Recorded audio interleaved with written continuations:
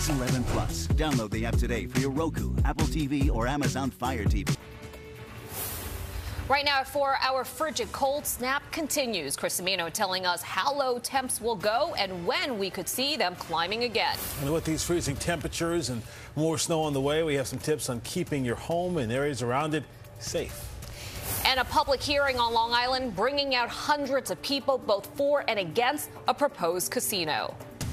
Live from PIX Plaza on 42nd Street, it's the PIX11 News at 4. Thank you so much for joining us for the PIX11 News at 4 this Thursday. I'm Shirley Chan. I'm Kori Chambers here for Arrianee. And boy, this is a familiar sign behind us here. Weather alert once again as we continue to battle these freezing cold temperatures, which are here to stay through the weekend. Some snow now in the forecast for tomorrow as well. Yeah, we have live team coverage for you. PIX11's Jay Dow is in the East Village where migrants are trying to find ways to stay warm. And our Greg Mocker is speaking to folks in the Bronx on how they're coping with this brutally cold weather. But let's begin with meteorologist Chris Cimino. All right, guys, we're tracking the second storm that's heading our way this week. Now, we've had the first half of the week. We had our snow, then one shot of cold. Here comes round 2.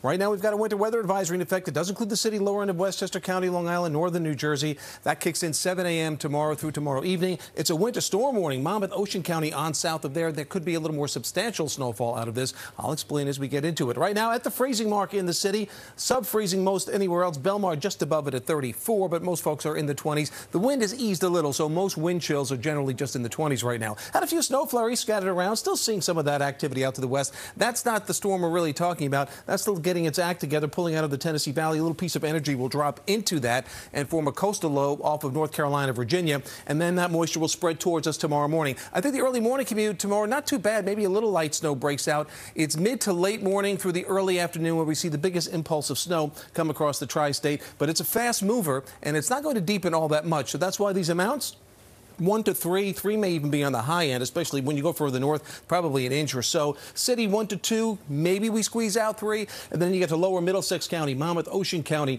into portions of lower Somerset, maybe into Mercer County. Then we're talking 3 to maybe as much as 6 in some locations. But it all tapers off and ends end of day tomorrow or by tomorrow evening. For tonight, this evening, we're fine. Temperatures generally hovering around the freezing mark with nothing more than a stray flurry. We'll talk about another cold shot and then finally a little thawing out with the 7-day when I come back in just a little bit. All right, Chris. Well, there are reminders of this brutally cold weather, both outside and inside. Yeah, folks wearing extra layers when they run their errands or when they're just sitting inside their apartments, too. Greg Mocker live for us in the Soundview section of the Bronx with more. Greg. There's enough charging stations and things like that. And experts say in this cold weather, you should charge your EV battery before it drops below 30%. PIX11 News starts right now.